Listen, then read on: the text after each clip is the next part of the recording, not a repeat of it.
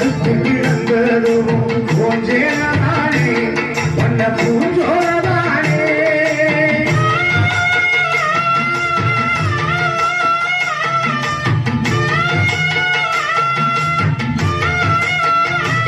எம்மா இடுப்புல கட்டிக்கிட்டு